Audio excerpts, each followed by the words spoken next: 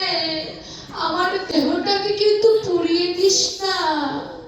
এই কৃষ্ণ নামের পোড়া দেহ আর পুড়িয়ে দিস না, মাটি দিস না। আমার সাথে তো আমার বধূর সংযোগ আছে।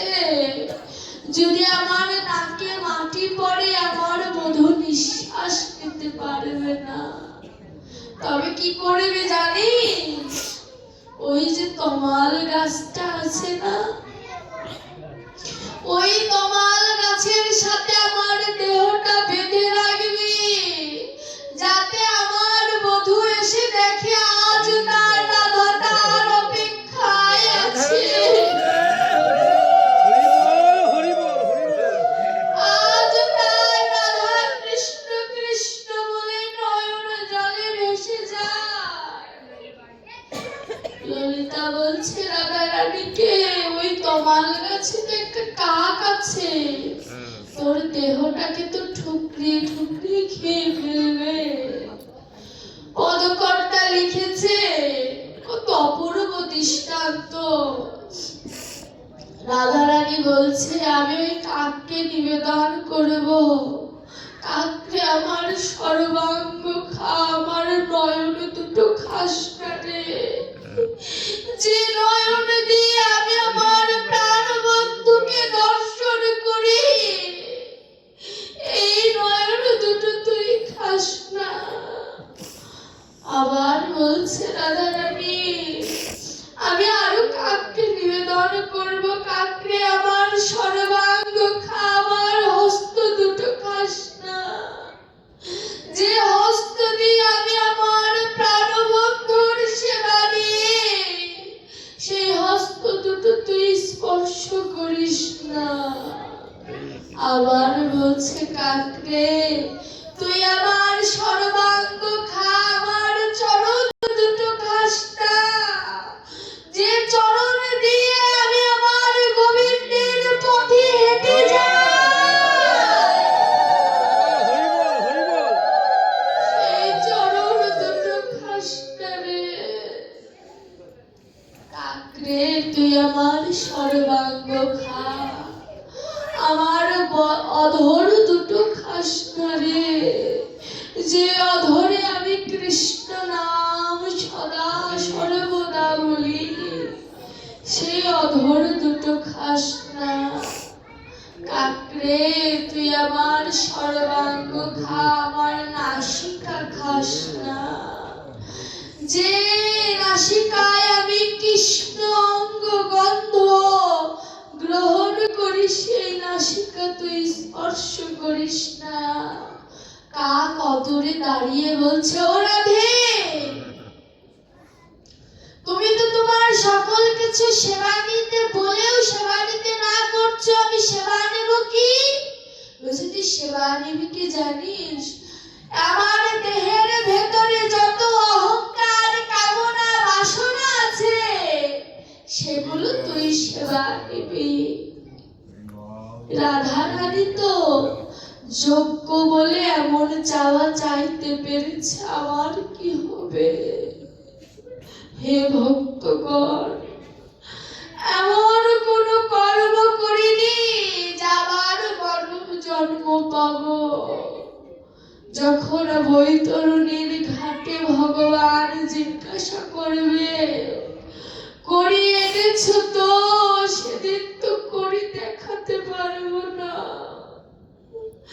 আমার দয়াময় পরিপূর্ণ দেহ দিয়ে এই বিশ্ব ব্রহ্মাণ্ডে পাঠিয়েছে তার কর্ম করার জন্য। তার কর্ম তো করাই হলো না, যা দিয়ে পাঠিয়েছিল তাও সংসার মাঝে খুইয়ে ফেললাম। হে ভক্তগণ, অন্তত আপনাদের চরণ ধুলে আমায় দান করুন, যাতে গোবিন্দকে বলতে পারি, করি না আনলেও তোমার ভক্তের চরণ ধুলি এনেছি।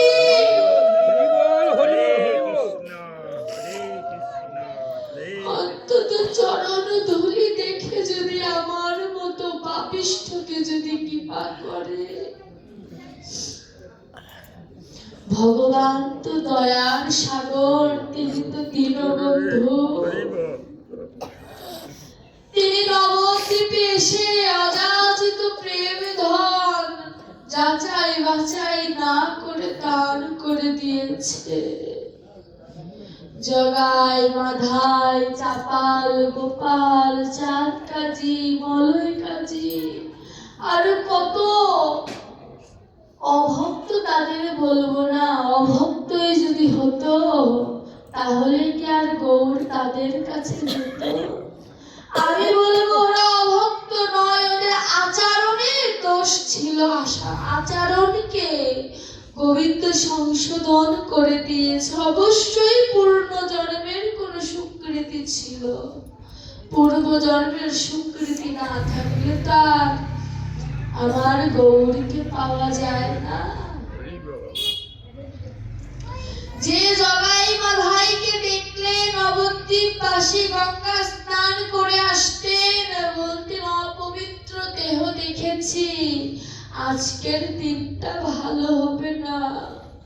আর আমার গৌর জগাই মাধাইকে আশীর্বাদ করলেন, ওরে জগাই, ওরে মাধাই, তোদের আশীর্বাদ করছি, আজ থেকে যারা তোদেরকে দেখবে তাদের আর কোনোদিন গঙ্গা স্নান করার প্রয়োজন হবে না, দর্শনে গঙ্গা স্নান হয়ে যাবে।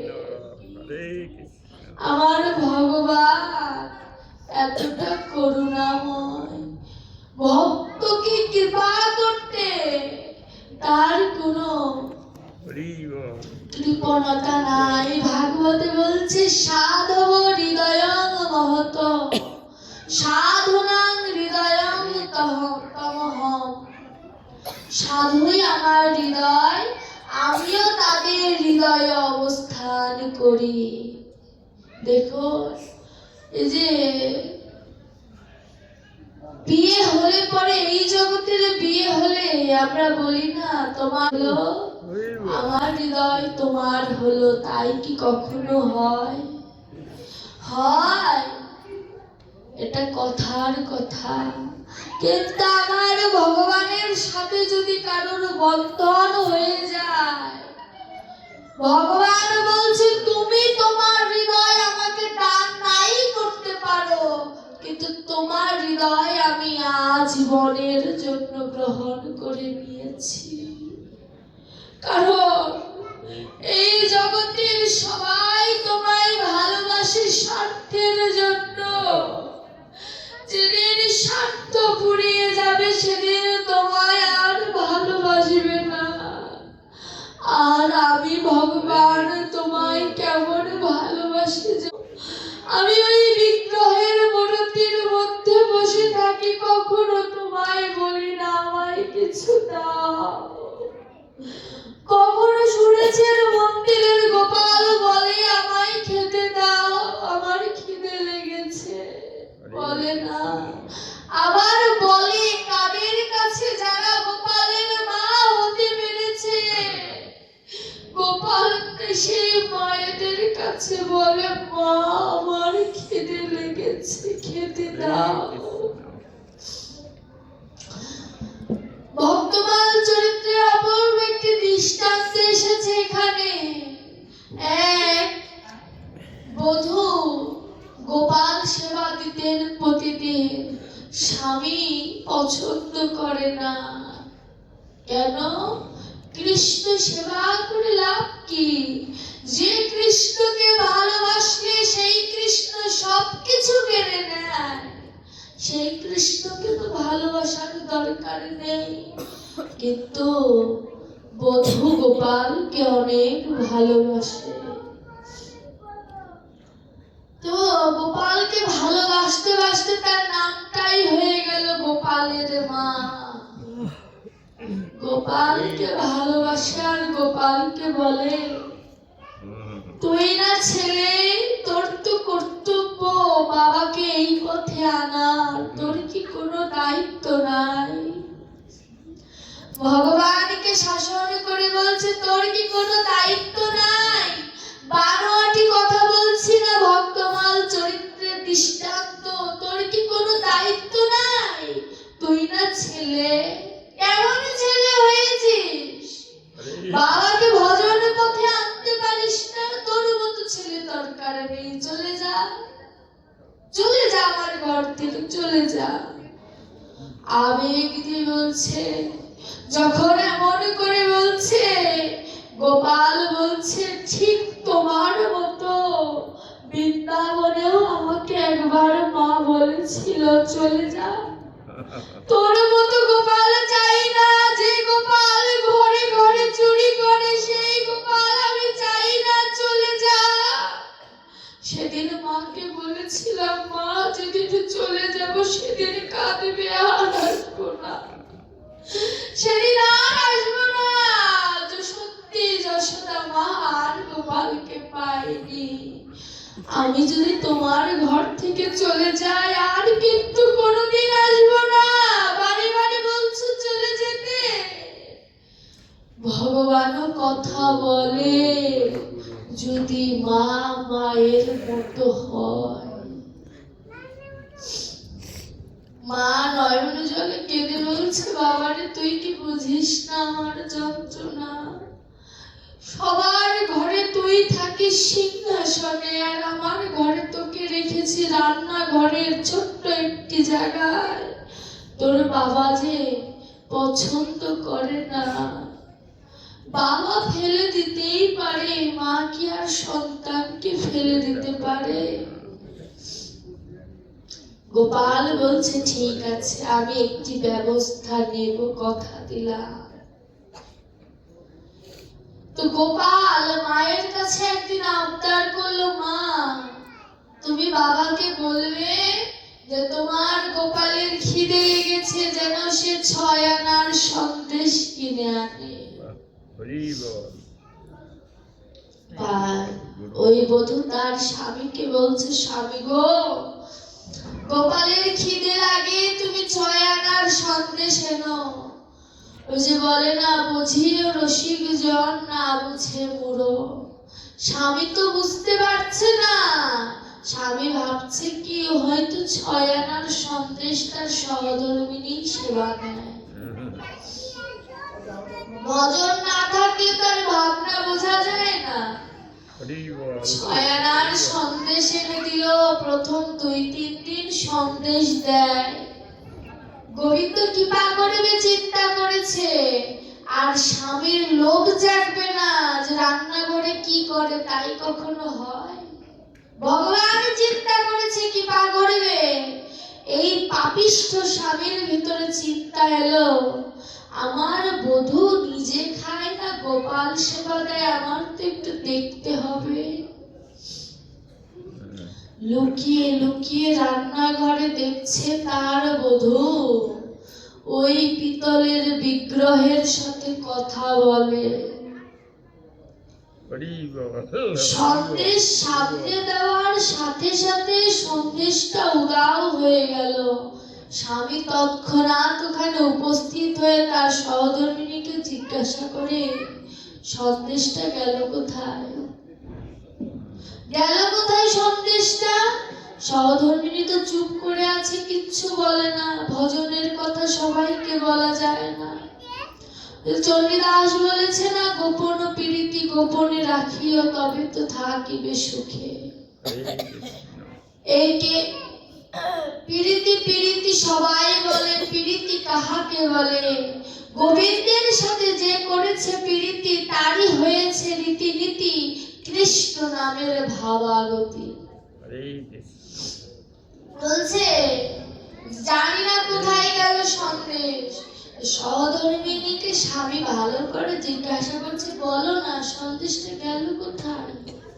দেখুন, ভগবানের সামনে যত রাগী মানুষই যাক না কেন, গোবিন্দের বিগ্রহ যদি কেউ দর্শন করে, তার ভেতরে রাগ কিন্তু ঠান্ডা হয়ে যায়।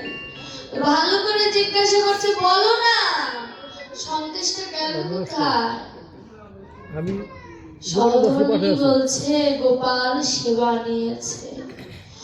তো স্বামী তখন একটু হাসি ঠাট্টার মধ্যেই বলেছে, তোমার হাতে সেবা নিয়েছে, আমি দিলে কি নেবে? তাহলে বিশ্বাস করবো যে পিতলের ঠাকুরও সেবা দিতে জানে। পিতলের ঠাকুরও সেবা নিতে জানে, তাহলেই বুঝবো যদি আমার হাতে সেবা নেয়। আর যদি না নেয় তাহলে বুঝবো ঠাকুর সেবা নেয় না। এখনো ভগবান পড়েছে মহা বিপদে। ভগবান বলছে আমি পরীক্ষা করতে গেলাম, আমায় পরীক্ষায় ফেলে দিল। এখন আমি যদি আসি, ভক্তরা প্রশ্ন করবে তুমি কেন এলে? যে ডাকিনি তার কথাই কেন এলে? তাহলে তো ভক্ত হওয়ার প্রয়োজন নাই। আবার যদি না আসি তাহলে ভক্ত অপমানিত হবে যে ভগবান কারো ডাকে সাড়া দেয় না। কি যন্ত্রণায় পড়লেন আমার দয়াময়। তো গোপাল মাকে ইঙ্গিতে বলছে, মা বাবাকে তেমন করে সাজিয়ে দাও যে সাজে কৃষ্ণ মেলে, সেই সাজে বাবাকে সাজিয়ে দাও। তো বধূ স্বামীকে বলছে, স্বামী তোমার হাতে সেবা নেবে, একটি শর্ত আছে। কি শর্ত? তুমি যদি দাদার সঙ্গে স্নান করে তিলক কেটে তুমি যদি গোপালের সামনে দাঁড়িয়ে গলায় গামছা নিয়ে করজোড়ে যদি নিবেদন করো, তাহলে গোপাল সেবা নিলেও নিতে পারে। এটা ভক্তকে শেখানোর জন্য যে সেবাটা দিতে হয় কেমন করে। আমরা তো ঘরে সেবা দিয়ে চলে আসি, সেবা দেওয়ার নিয়মটা কি দেখুন, পরতে কি হয়। স্বামী স্নান করে আসলেন, দাদার সঙ্গে তিলক কাটলেন। তিলকের মহিমা আছে, অভক্ত যদি তিলক কাটে তার ভিতরে ভক্তির সঞ্চার হয়। ভক্তির সঞ্চার হয় তিলক কাটা মাত্র। স্বামী সহধর্মিণীকে বলছে, আজ যেন নিজেকে অন্যরকম লাগে, আমি তো নিজেকে চিনতে পারছি না। আয়নায় নিজেকে দাঁড়িয়ে বলে, কিছুক্ষণ আগের আমি আর এখনকার আমি কত পরিবর্তন, আমি তো নিজেকে চিনতে পারছি না। স্ত্রী ভাবছে এই তো কৃপা করা শুরু করেছে আমার ছেলে, পূর্ণাঙ্গ কৃপা পাওয়ার বেশি বাকি নাই। যার ভেতরে অনুভব আসে আমি অন্যরকম হয়ে গিয়েছি, বুঝতে হবে তার ভেতরে গোবিন্দ কৃপা কিঞ্চিত হলেও হয়েছে। স্বামী এবার গলায় উত্তরিয়া নিয়ে তার নিবেদনটা কেমন, সন্দেশ দিয়েছে, তুলসী পত্র দিয়েছে, উত্তরিয়া গলায় নিয়ে করজোড়ে বলছে, গোবিন্দ সেবা নাও। অজান্তে নয়নে জল চলে এসেছে, বলছে গোবিন্দ সেবা নাও। একদিনও তোমায় ডাকিনি, সহধর্মিণীর কথায় আজ তোমায় ডাকছি, একবার সেবা নাও। ওর মুখে শুনেছি তুমি কিনা সবার ডাকে আসো, আমি তোমায় কোনোদিন ডাকিনি, তুমি কি আমার সেবা গ্রহণ করবে না? আমার সামনে কি তুমি দাঁড়াবে না? ও তোমায় ডাকতে গেলে তো ভজন প্রয়োজন, আমার তো ভজন নাই। তোমায় ডাকতে গেলে প্রেমের প্রয়োজন, আমার তো প্রেম নাই। তোমায় ডাকতে গেলে ভক্তদের আশীর্বাদের প্রয়োজন, সেই আশীর্বাদ তো আমার নাই। তুমি কি সাড়া দেবে না?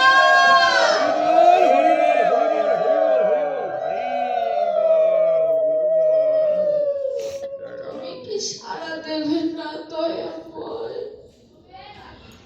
দেখুন কৃপাটা কেমন, কৃপাটা কেমন করে হয়। সহধর্মিণীর কথায় কিঞ্চিত শুধু দাদর সঙ্গে তিলক দিয়ে ভগবানের সামনে দাঁড়িয়েছে মাত্র, দাঁড়ানো মাত্র তার ভিতরে ভক্তি এলো কেন? একে ভগবান কৃপা করবে, দুয়ে ভক্তি সংকোচ আমার ডাকে ভগবান সাড়া দেবে কিনা। ভগবান আর দূরে রইতে পারলেন না।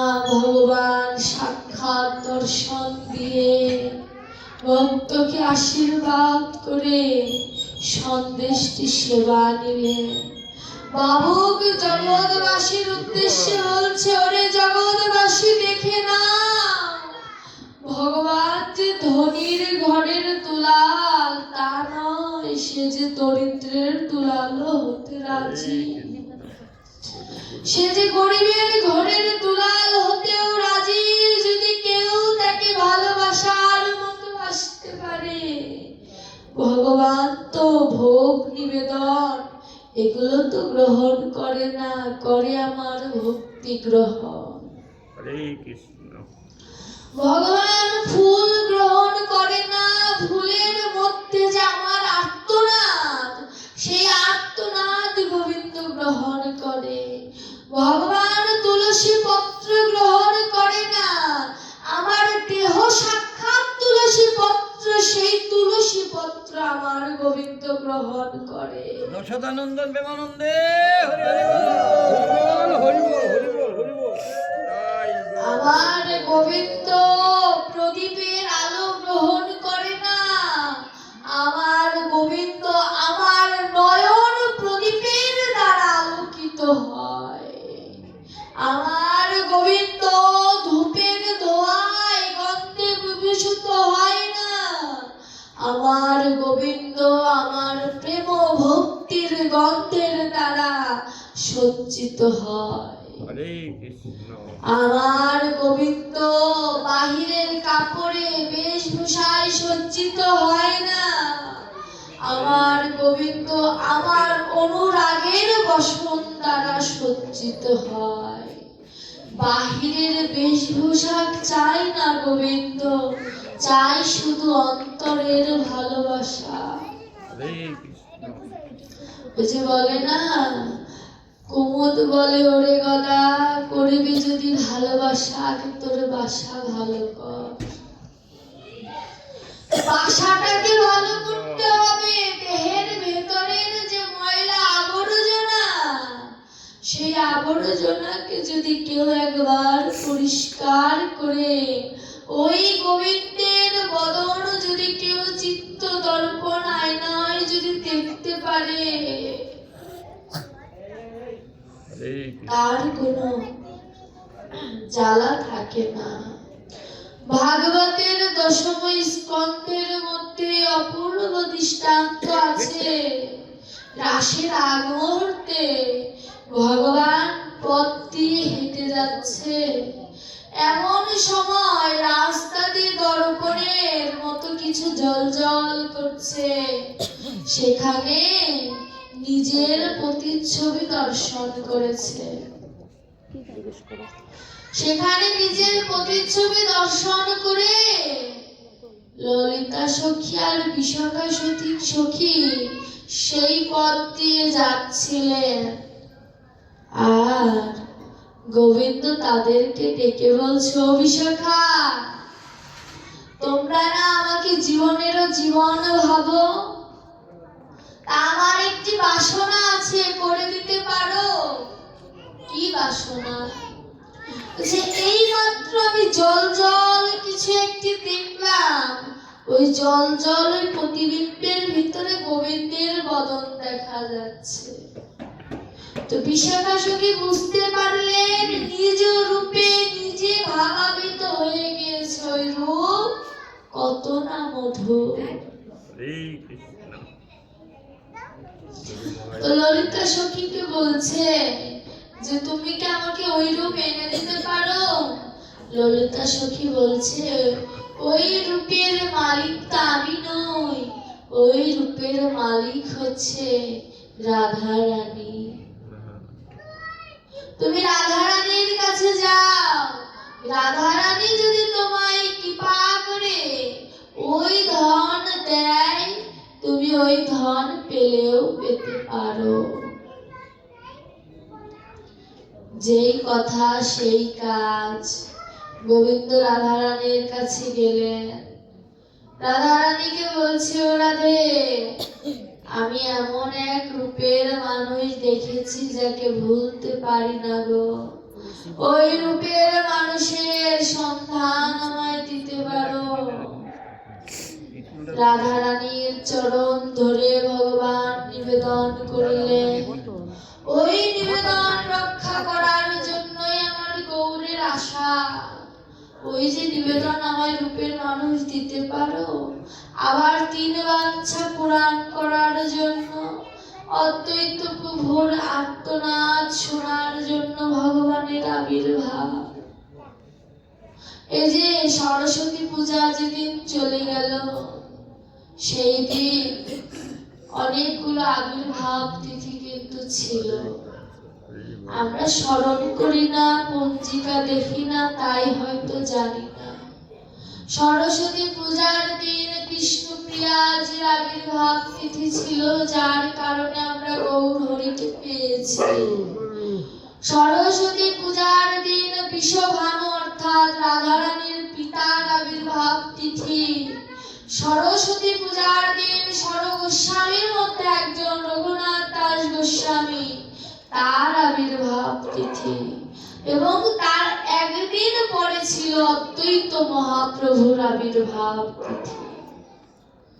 যাদের কারণে ভগবানকে পেলাম, তাদেরকে ভুলে যাওয়া অপরাধ। এর জন্য প্রত্যেকটা হিন্দুদের বাড়িতে, সনাতনীদের বাড়িতে একটি করে পঞ্জিকা থাকা আবশ্যক। ওই পঞ্জিকা দেখে দেখে অন্তত বোঝা যায় কার কোন দিন আবির্ভাব। সনাতন, আমরা যে সনাতনী, সনাতনী শব্দের অর্থ কি? দন্তে সতে সত্যবাদী, যে কিনা সত্যবাদী তিনি সনাতনী। দন্তে নয়াকারে নাই, ন্যায়বাদী। দন্তে নয়াকারে হচ্ছে ন্যায়বাদী, যার ভিতরে ন্যায় পরায়ণতা আছে, যে সত্য মিথ্যা বিচার করতে জানে, তিনি সনাতনী। ততে হচ্ছে ত্যাগী, যার ভিতরে ত্যাগী মনোভাব আছে, যে কিনা গোবিন্দের চরণ পাওয়ার জন্য বিষয় বৈভব ত্যাগ করতে জানে, তিনি হচ্ছে সনাতনী। শেষের দন্তের নতে হচ্ছে নৈতিকতা, যার নীতি ঠিক আছে তিনি হচ্ছে সনাতনী। একজন সনাতনী কতগুলো বৈশিষ্ট্য দেখুন। আমরা মুখে মুখেই বলি আমরা সনাতনী, কিন্তু ভাগবত বলছে সনাতন হতে গেলে এই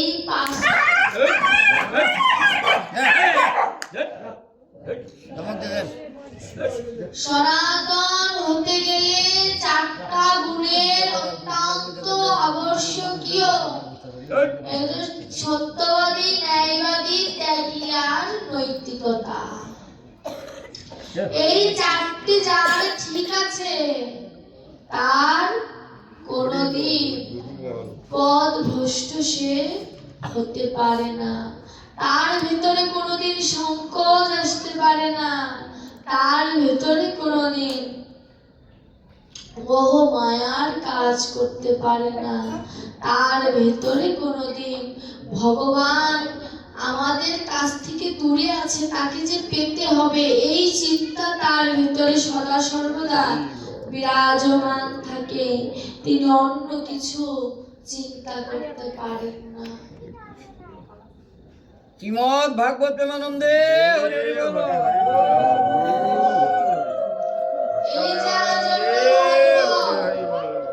এই যে আমি ভাগবত আসরে বসেছি, সুখদেব গোস্বামী বলছে আমার দেহটা 2টি ক্ষেত্রে বিভাজিত, একটি হচ্ছে যুদ্ধক্ষেত্র, আরেকটি হচ্ছে বৃন্দাবন ক্ষেত্র। তো যুদ্ধক্ষেত্রে আমরা সবাই অবস্থান করি। কেমন? অর্জুন যেমন যুদ্ধক্ষেত্রে ছিলেন, ঠিক তেমন করে আমার জীবনেও যুদ্ধক্ষেত্র চলছে। বৃন্দাবনে যাব কেমন করে? ইহ জগতে দেখবেন, আপনি যদি শিক্ষকতা করেন 60 বছর অন্তে আপনার অবসর প্রাপ্ত হন। সেই অবসর সময়টা হচ্ছে আপনার বৃন্দাবন সমতুল্য। ডক্টর মহারাম ব্রতজি বললেন ওই অবসর সময়টা আপনার কাছে বৃন্দাবন, আর যতটুকু কর্মক্ষেত্রে ছিলেন ততটুকু হচ্ছে যুদ্ধক্ষেত্র। তো যে কিনা যুধিষ্ঠিরের মতো ন্যায়পরায়ণ হয়ে, ধর্মপরায়ণ হয়ে, দুর্যোধন রূপী কাম কামনার সাথে যুদ্ধ করে এই কুরুক্ষেত্রের ময়দানে যে জয় লাভ করতে পারে, একমাত্র সেই নববৃন্দাবনে পৌঁছতে পারে।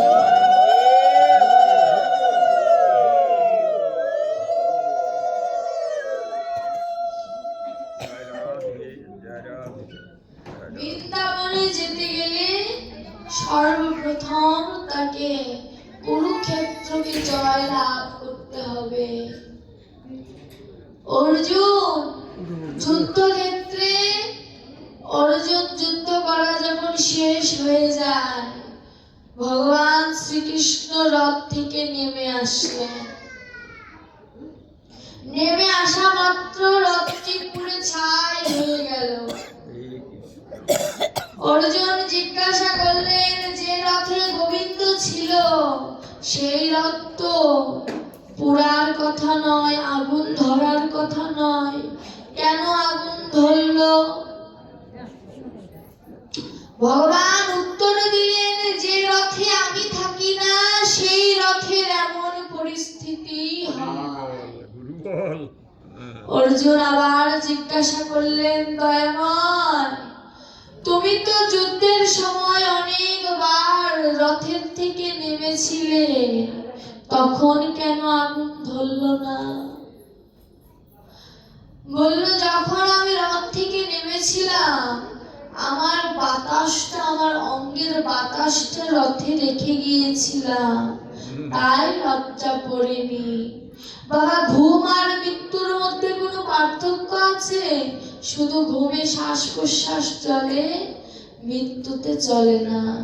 কিন্তু আমরা কি কেউ জানি ঘুমের ওই 6 ঘন্টা বা 8 ঘন্টা কোথায় ছিলাম? কেউ জানি না। ওই 6 ঘন্টা 8 ঘন্টা গোবিন্দের কাছেই থাকার কথা, কিন্তু কোথায় থাকি কোনো শাস্ত্রে উল্লেখ নাই। তো ভগবান বলছে, আমি রথের মধ্যে থেকে তখন নেমে যাই, শুধু আমার অঙ্গের বাতাসটুকু রেখে যায়, আর যখন ওই বাতাসটুকু নেমে আসে তখন ওই চিতার আগুনে দাও দাও করে পুড়ে ছারখার হয়ে যায়। ওখানেই সব শেষ। যত অহংকার, যত দাম্ভিকতা, যত রূপ যৌবন, টাকা পয়সা যার অহংকারী দেখায় না কেন, ওই একটা জায়গায় সব কিছু শেষ হয়ে যায়। ভাগবতে শব্দ এলো শ্মশান বৈরাগ্য, মানে বৈরাগ্য, এক বৈরাগ্য আছে সারা জীবন, যে বৈরাগ্য ধরে রাখা যায় সে হয় বৈরাগী। যার ভিতরে বৈরাগ্য জ্ঞান আছে সে হয় বৈরাগী। আর শ্মশান বৈরাগ্য মানে যখন আমি শ্মশানে থাকি, ওই শ্মশানে যতক্ষণ থাকি ওই সময়টুকু মায়া আমাকে স্পর্শ করতে পারে না। শ্মশান মনে করিয়ে দেয় ওই চিতায় আমাকেও একদিন যেতে হবে। কিন্তু যখন ওই শ্মশান থেকে বের হয়ে আসি, শ্মশানের কথা আর মনে থাকে না। এটাই হচ্ছে শ্মশান বৈরাগ্য। রাধারানী আকতি, রাধারানী বলেছিল যে যেদিন এই দেহ থেকে প্রাণ পাখিটা চলে যাবে সেদিন কত ফুল চন্দন দিয়ে সাজাবি আমাকে, তাই না? ফুল চন্দন দিয়ে যখন সাজাবি তোরা কিন্তু কেউ কাঁদিস না রে, কেন কাঁদবি না জানিস? আমাকে দেখে তোরা অনুভব করবি আজ আমি চলে যাচ্ছি, কাল তোদের পালা। হরি বল। যে চলে যায় সে সব সময় শিখিয়ে যায়। আজ আমি চলে গিয়েছি, কাল তোমাকে যেতে হবে, প্রস্তুতি নাও। হরি বল। প্রস্তুতি কেমন? আজ আমি এখান থেকে নিচে নামতে পারবো কিনা তার কোনো নিশ্চয়তা নাই। ভগবান এখান থেকেই আমাকে নিয়ে চলে যেতে পারে। কেউ জানে না কখন কার মৃত্যু, কোথায় কিভাবে লেখা রয়েছে, গোবিন্দ ছাড়া। এই মৃত্যু নামক যন্ত্রণাটা সবাইকে একদিন না একদিন ভোগ করতে হবে। সেদিন আর ভালোবাসা, বন্ধুত্ব ভাব কিছু থাকবে না। কেন থাকবে না? ভক্তদের দৃষ্টান্ত দেওয়ার জন্য একটি উপাখ্যান ডক্টর মহানামব্রতজি সংযোগ করলেন। কেমন?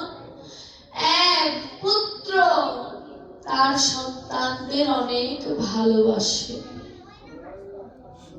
তার সন্তানদের এত ভালোবাসে, সন্তান ছাড়া তিনি কিচ্ছু বোঝে না। এক সাধু বাবা পিতাকে বলছেন চলো বৃন্দাবনে যাই, এই সংসার অনিত্য বিষয়বস্তু, এই সংসারে থাকার দরকার নাই। হরে কৃষ্ণ। পিতা বলছে তার পুত্ররা তাকে অনেক ভালোবাসে, কিন্তু রাজি হচ্ছে না, কোনোভাবেই সাধু রাজি করাতে পারছে না। শেষে সাধু বলল তোমায় একটি বুদ্ধি দেই, তুমি এই মোতাবেক কাজ করতে পারবে? বলছি কি? বলছে তুমি মরার ভান ধরবে, দেখি তোমার ছেলে পেলে কত ভালোবাসে। তো মরার ভান ধরার আগে পিতা ছেলেদের জিজ্ঞাসা করছে, বড় ছেলেকে জিজ্ঞাসা করছে বাবা আমি যদি মরে যাই আমাকে কি দিবি? বলছে বাবা তুমি চিন্তা করো না, তুমি যদি মরে যাও আমার দুয়ারে যে আম গাছটা আছে না, ওই আম গাছ কেটে যত কাঠ হবে ওই কাঠ দিয়ে তোমার চিতা সাজাবো। ছোট ছেলেকে জিজ্ঞাসা করছে বাবা তুই আমার মরে গেলে আমায় কি দিবি?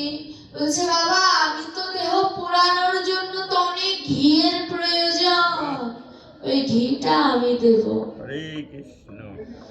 ছোট ছেলেকে জিজ্ঞাসা করছে বাবা আমি মরে গেলে তুই কি করবি?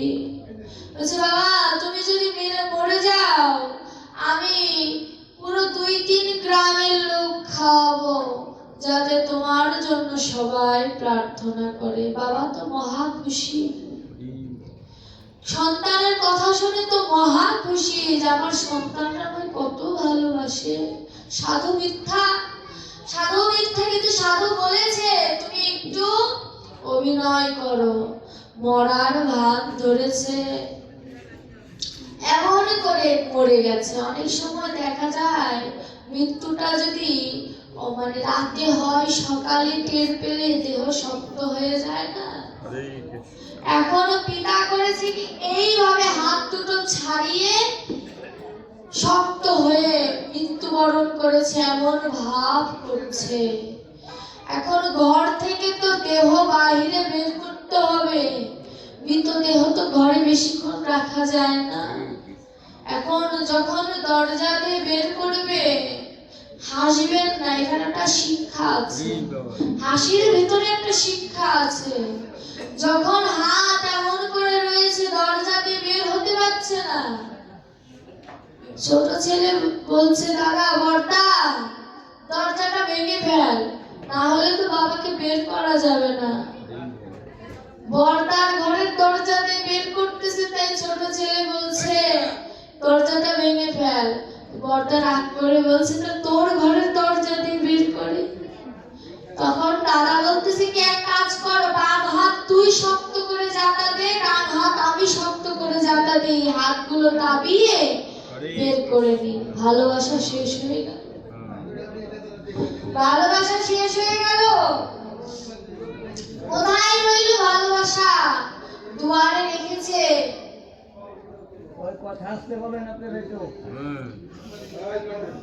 ওরা তো দেখতেছে না এখানে কি হয়েছে। দুয়ারে রেখেছে। হরি বল, যা বলার বলুক, এদিকে থাকবে। যা দুয়ারে রেখেছে, দুয়ারে রাখা মাত্র ছোট ছেলে বড় ছেলেকে বলছে দাদা তোর না কথা ছিল বাবার চিতার যত। এখানে এত কথা বললে এখানে বন্ধ হয়ে যাবে। আপনি যায় বলেন বাইরের দিকে দিয়ে কথা বলেন। বাবার চিতার যত কাঠের প্রয়োজন, তুই তো বলেছিলি ওই আম গাছটা কেটে তুই বাবার চিতা সাজাবি। ছেলে বলছে আরে যে যাওয়ার সে তো চলেই গেছে, তার জন্য কি মিষ্টি আম গাছটা কাটবো নাকি? ওই যে ওই গাছের আম টক হয়, ওই গাছটা কেটে ফেল। কথাটা দেখেছেন? এটাই হয় মানুষ মরে গেলে মৃত মানুষকে যে কথাগুলো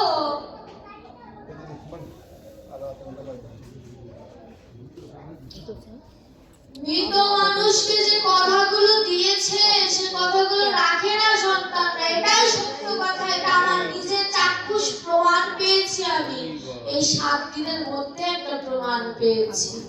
লাইভ চলছে তো বলবো না। এর জন্য বলছি মৃত মানুষকে সন্তানরা মৃত্যুর আগে যে কথাগুলো দেয় বানোয়াটি কথা, একটাও সত্য না। বড় ছেলে বলছে যে গাছটার আম মিষ্টি না সে গাছটা কেটে ফেল। ছোট ছেলে মেজ ছেলেকে বলছে দাদা তোর তো ঘি দেওয়ার কথা ছিল। মেজ ছেলে বলছে ওরে কেরোসিন দিলেও পুড়বে, ঘি দিলেও পুড়বে, কেরোসিনের দাম ঘিয়ের থেকে কম। কেরোসিন নিয়ে আয়, কেরোসিন দিয়ে আগুন দিলেই জ্বলবে। হরি বল। ভালোবাসা কোথায় গিয়েছে দেখেছে?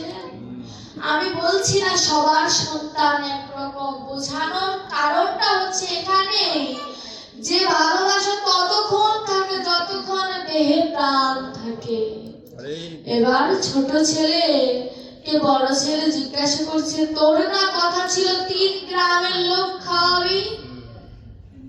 বলছে 10 জন ব্রাহ্মণ খাওয়ানো যা, 3 গ্রাম খাওয়ানো সমান। ওই 10 জন ব্রাহ্মণকে একটু আলু সিদ্ধ খাইয়ে দেব, সব হয়ে যাবে। এই কথাগুলো যখন পিতা শোনে, পিতার চোখে জল। হাই যে ভালোবাসা, যে ভালোবাসার জন্য আমি বৃন্দাবনে গেলাম না, যে ভালোবাসার জন্য আমি সাধুকে অবজ্ঞা করলাম, তারা কিনা বলছে আমায় কিছু দেবে না। তৎক্ষণাৎ সাধু উপস্থিত হয়েছে। উপস্থিত হওয়ার সাথে সাথে ওই মরার ভাঙ যে ধরেছিল তার হাত ধরে টান দিয়েছে। টান দেওয়ার সাথে সাথে যখন বাবাকে জীবিত দেখেছে, ওরা খুশি হবে না কাঁদবে কিছু বুঝতে পারছে না। চিন্তা করছে এটাই যে এতক্ষণ যে কথাগুলো বললাম এগুলো তো বাবা শুনেছে। তো বড় ছেলে বলছে বাবা তুমি মরনি? বাবা বলছে মরলে খুশি হতি, মরলে কি খুশি হতি? বড় ছেলে বলছে বাবা আমি এটা বলতে চাইনি, তুমি কেন এমন ভান ধরেছিলে? বলছে ওরে এখানে এখন যে কথাটা বলবে এটাই আমাদের জন্য। ওরে এতদিন মরেছিলাম আজ চৈতন্যের উদয় হয়েছে। এতদিন মরেছিলাম কেমন? এই মোহ মায়ার বন্ধনে তোদেরকে ভালোবেসে নিজের গোবিন্দের কথা ভুলে গিয়ে এতদিন মরেই ছিলাম। আর যদি সাধু না আসতো আমার ভেতরে চৈতন্যের উদয় হতো না। হরে এমন দশা যেন আমাদের না হয়, আমরা যেন সময় থাকতে থাকতে গোবিন্দের চরণে যেন যেতে পারি, ওই গোবিন্দের চরণের যেন স্মরণ করতে পারি। ওই গোবিন্দ ছাড়া কিন্তু আমাদের কেউ নাই। মরে গেলে কোনো কিছু অঙ্গে রাখে না, মালা বাইটা যাই বলি না কেন কিচ্ছু রাখে না। যখন একটি মৃতদেহ মাটিতে ধুলাই থাকে, পাশে থাকে তুলসী গাছ, গোবিন্দের বিগ্রহের ছবি, ওই তুলসী মা তখন নয়ন জলে কেঁদে কেঁদে ভগবানকে বলে, ভগবান তুমি তো পিতা, পুত্র অন্যায় করতে পারে, তুমি তো পিতা, কৃপা করে গ্রহণ করো। কিন্তু বেঁচে থাকতে একদিন বললাম না দয়াময়, অন্যের তো অনেক আছে, আমার শুধু তুমি।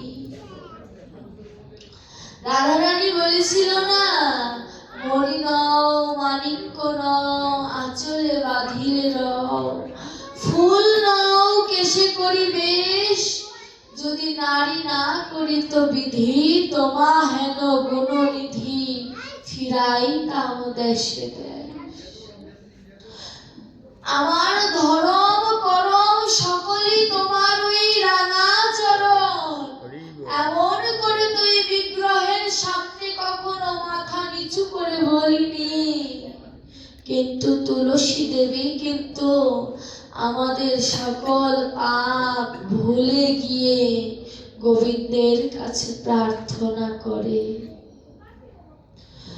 আর যারা বাহিরে জগতে দেখি কাঁদে, তারা কাঁদে মায়ার কান্না। এই জগতে যদি একজন মা হারা সন্তানকে জিজ্ঞাসা করা হয়, তোমার মা হারার যন্ত্রণাটা কেমন, সে কিন্তু বলতে পারবে না, সে নয়ন জলে কাঁদবে।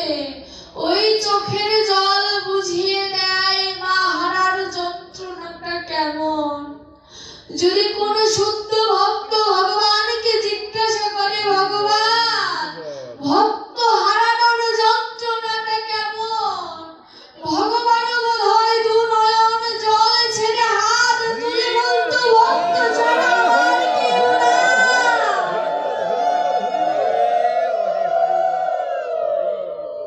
ভক্ত ছাড়া আমার কেউ নাই। এই জগতে কৃষ্ণ কথা শোনার মতো মানুষ খুবই কম। দেখবেন আপনার মা মারা গিয়েছে, কথাটা একদিন একজনকে বলবেন, সে আপনাকে সান্ত্বনা দেবে। দ্বিতীয় দিন মা মরার কথা বলবেন, সে আপনাকে আবার সান্ত্বনা দেবে। তৃতীয় দিন যখন মা মরার কথা বলবেন, তখন ওই লোকটি বলবে মা হারায় পাগল হয়ে গেছে। চতুর্থ দিন যখন বলবেন, তখন আর আপনার কথা শুনবে না। কিন্তু আমার ভগবানকে যদি কেউ সকল কিছু হারানোর কথা, সুখের কথা, দুঃখের কথা যদি কেউ আত্মনিবেদন করে বলতে পারে, আমার ভগবান কোনোদিন বিরক্তি প্রকাশ করে না। কারণ আমার ভগবান শোনার জন্যই বসে আছে। তিনি ভক্তের কথা শুনবেন বলে ত্রিভঙ্গ ধামে রাধারানীকে পাশে নিয়ে দাঁড়িয়ে আছে, আর বলছে তোমরা আমায় ডাকো, ডাকলেই আমি সাড়া দেব, আর যদি নাও ডাকো তবু আমি সাড়া দেব। কেন জানো? মায়ের দুটি সন্তানের মধ্যে যেটি অবাধ্য, মায়ের সেই সন্তানের প্রতি চিন্তা বেশি থাকে। তদ্রূপ ভগবান জানে ভক্ত তার চরণ পাবে, কিন্তু অভক্তের কি হবে এই চিন্তা করে ভগবান সর্বদা অভক্তের দিকে তার নজর দিয়ে রাখে। কবে ওই ভক্ত দুই বাহু তুলে কৃষ্ণের জয় করে দেবে।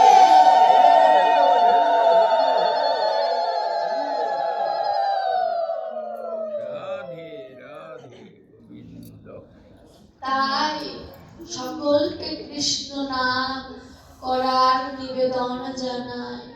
সবাই গীতা পাঠ করবেন, একাদশী করবেন, ভক্ত সঙ্গ করবেন।